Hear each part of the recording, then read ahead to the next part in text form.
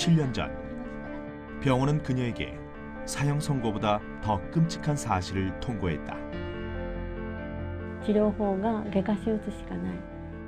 左顔半分がなくなると、それを覚悟しておりましたが 다행히 그녀는 얼굴을 잃지 않고도 살 수 있었다. 기적의 암치료법 덕분이었다.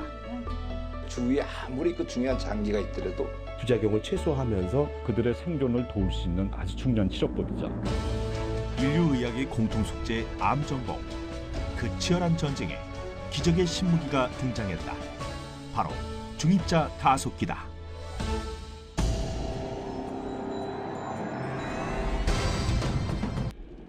일본 도쿄에서 약 40km 떨어진 곳에 자리 잡은 치바시. 치바시는 일본의 현대 과학이 자랑하는 첨단 시설을 보유하고 있다. 국립방사선의학 총암연구소, 흔히 NIRS라 불리며 우리나라의 한국원자력의학원에 해당하는 국립기관이다. 한 해 1000명에 가까운 암 환자들이 치료를 받는 일본 최고의 방사선 의료기관답게 NIRS는 암 진단 및 치료와 관련해 무려 27가지의 최첨단 장비를 갖추고 있다. 그중 NIRS에게 세계적인 명성을 안겨준 것이 바로 암 치료용 중입자 가속기 하이맥이다. 저는 지금 일본이 자랑하는 세계 최초의 치료용 중입자 가속기 하이맥의 시작 부분인 탄소빔 발생 장치 옆에 서 있습니다. 1994년 무려 1조 원의 예산을 들여 이 장비를 완성한 이후 일본은 암 치료 분야에서 그야말로 놀라운 속도와 성과를 경험하고 있습니다. 1994년 일본은 암과의 전쟁 10년 만에 획기적인 성과에 도달하게 되었다. 세계 최초의 암 치료용 중입자 가속기의 개발. 중입자 가속기란 이름 그대로 탄소나 네온 등의 무거운 원자핵을 빛의 속도에 가깝게 가속시키는 장비다. 이렇게 가속된 중입자로 암세포를 파괴하는 것이 바로 중입자 치료 시스템. 기존의 방사선 치료에 비해 정상 세포의 피해가 거의 없고 비슷한 가속기 방식인 양성자 치료보다 훨씬 정확하게 암세포를 파괴할 수 있어 기적의 암치료기라 불린다. 물론 이처럼 획기적인 장비를 세계 최초로 갖추는 데는 천문학적인 예산이 필요했다. 予算はですね、当時の費用で建設費が300億円以上です。今我が国の中の評価としてはですね、いろいろ大きなプロジェクトの中で、成果として目に見える形で、国民のためになっているようなプロジェクトはそれほどなくて、ハイマックというのは、目に見える成果が出た大きなプロジェクトの一つであるというような評価を受けております。1994年から重粒子医科学センターで重粒子線治療を行った患者さんの数は約5500名になっています。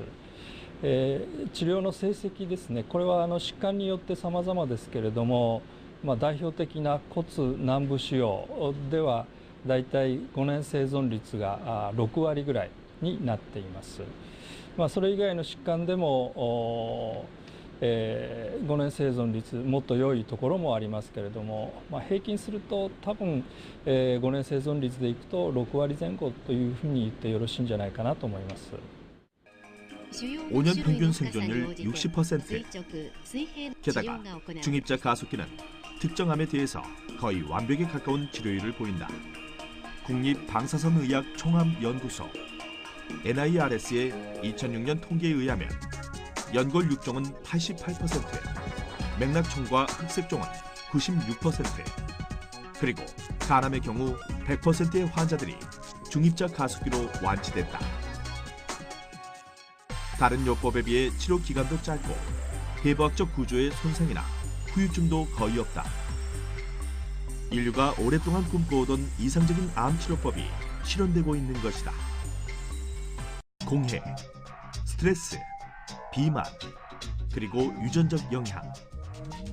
암의 원인이 어느 쪽이든 현대인들에겐 치명적일 수밖에 없다.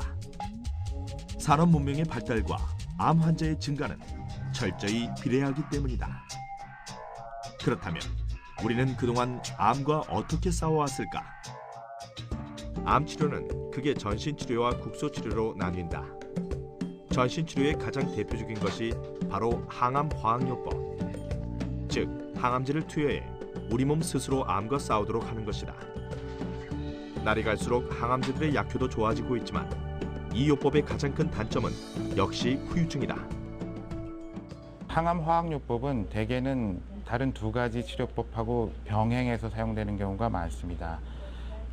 주로 이제 한 군데 머물러 있지 않고 뭐 어디 퍼져 있다든지 전이된 암에도 최후의 그 치료법으로 사용할 수 있는 장점이 있는 반면에 그 여러 가지 부작용들, 그러니까 정상적인 세포들도 항암 치료에 의해서 같이 죽기 때문에 발생하는 많은 부작용들을 수반을 하고 있습니다. 이에 비해 국소 치료는 암이 발생한 부위만 집중 치료하는 것. 가장 고전적인 방법이 바로 수술이다. 정교한 집도로 암이 발생한 부위를 즉각 제거할 수 있지만 몸에 칼을 대 해부학적 손상을 가져오게 되고, 그나마 환자의 체력이 약할 경우엔 수술은 시도조차 할 수 없다. 방사선 치료는 암세포 및 그 주변 영역에 특정 에너지를 쪼여 DNA와 세포막을 파괴, 암세포의 성장과 전이를 억제시키거나 사멸시킨다. 수술요법과 달리 피 한 방울 내지 않으면서 오히려 더 넓은 부위를 쉽게 치료할 수 있고, 항암 화학요법에서 나타나는 전신적 부작용도 피할 수 있다. 하지만 방사선 치료에도 단점은 있다. 우선 방사선이 암세포에 도달하기까지 피부와 암세포 사이에 있는 정상세포들을 보호할 방법이 없다는 것. 정상세포에 주는 피해만이 문제가 아니다. 방사선 치료에 주로 사용되는 감마선, X선, 중성자선은 모두 처음에는 강한 빛을 내다가 몸속에 들어가 점점 약해지는 특징이 있다. 결국 정상세포의 희생에 비해 정작 암세포에 대한 공격력은 현저히 떨어지는 셈. 이러한 단점들을 극복한 차세대 기술이 바로 중입자 가속기다. 중입자 가속기는 탄소와 같은 무거운 입자를 빛의 속도에 가깝게 가속시킨 뒤 초당 10억 개 정도 암세포의 조준에 발사하는 장치입니다. 환자의 몸속으로 들어간 탄소 입자들은 주변 세포에는 거의 피해를 주지 않고 암세포에 도달한 뒤 대량의 에너지를 내뿜으며 암세포의 DNA 고리를 끊어버립니다. 중입자 같은 경우 나가는 게 없이 일정 기에서 폭파되면서 거기서 모든 게 소멸됩니다. 그러니까 주위에 아무리 그 중요한 장기가 있더라도 손상 없이 치료할 수 있겠다. 다른 조직과 틀리게 이 여러 산소를 많이 요구를 하고, 그리고 많은 영양소를 요구를 하게 됩니다.